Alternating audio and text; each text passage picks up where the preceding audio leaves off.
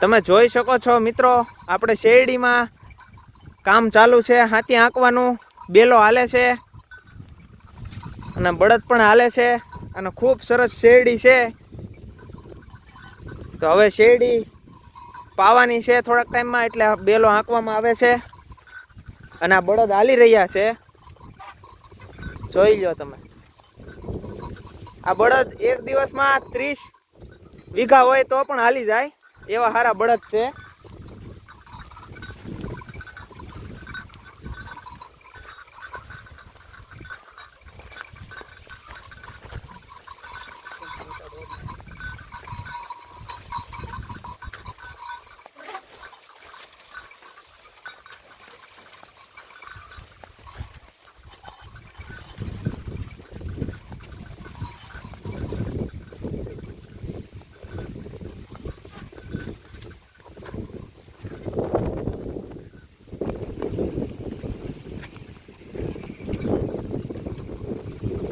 જોઈ લો તમે બળદ મિત્રો.